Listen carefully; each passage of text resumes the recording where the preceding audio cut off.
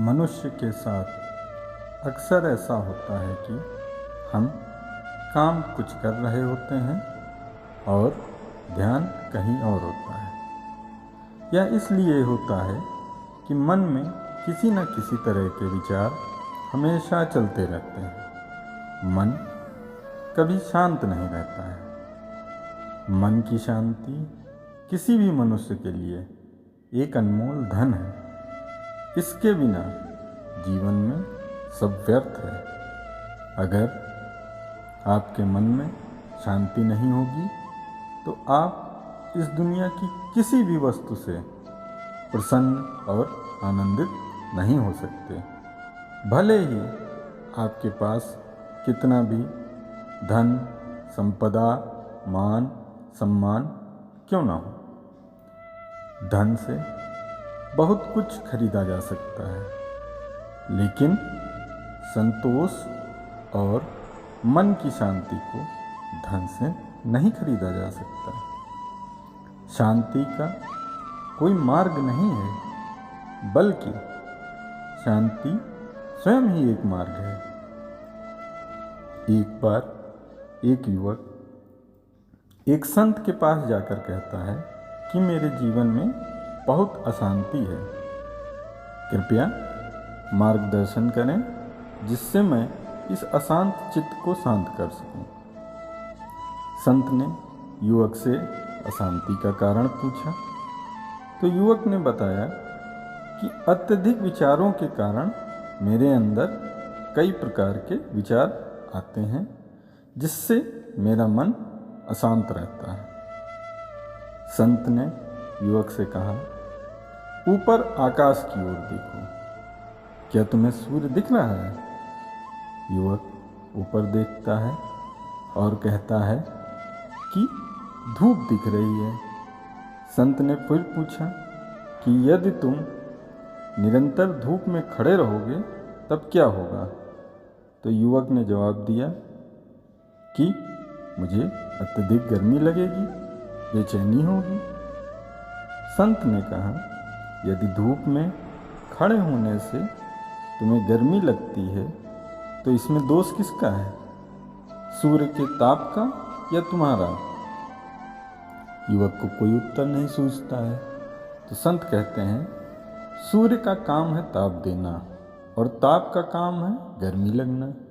ऐसे में दोष तुम्हारा ही है कि तुम धूप में जाकर खड़े हुए, जिससे कि तुम्हें गर्मी लगी।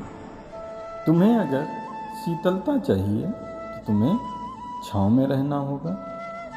ठीक इसी प्रकार मनुष्य के मन का कार्य है विचारों को पैदा करना। वे विचार नकारात्मक व सकारात्मक दोनों प्रकार के हो सकते हैं।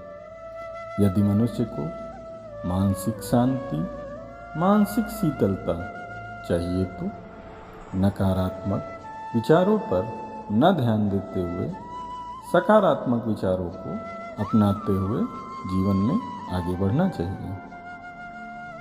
जैसे एक बार भगवान विष्णु ने याचकों को कहा, आज आप जो कुछ भी मांगेंगे वह मैं सबको दूंगा। सभी याचक पंक्ति में खड़े हो गए। उनसे भगवान विष्णु ने पूछा कि वह क्या चाहते हैं। तो कोई धन मांग रहा था, कोई बच्चों के लिए, तो कोई सेहत मांग रहा था। विष्णु जी ने दोनों हाथों से भर भर के देना शुरू कर दिया। जब लक्ष्मी जी ने देखा कि विष्णु जी का खजाना धीरे धीरे खाली हो रहा है, फिर उन्होंने विष्णु जी का हाथ पकड़कर कहा कि यदि आप इसी तरह देना जारी रखेंगे तो बैकुंठ की सारी महिमा कुछ ही क्षणों में समाप्त हो जाएगी। विष्णु जी ने मुस्कान के साथ उत्तर दिया, चिंता मत करो, मेरे पास एक अत्यंत सुरक्षित संपत्ति है जिसकी किसी ने मांग ही नहीं की। जब तक वह संपत्ति हमारे पास है तब तक हमें चिंता की कोई आवश्यकता नहीं है। लक्ष्मी जी ने पूछा, हमें बताओ अब हमारे पास क्या है? तब विष्णु जी ने कहा, वह संपत्ति, धन है शांति। इसलिए मैंने मनः शांति बनाए रखी है। यही सबसे अमूल्य धन है।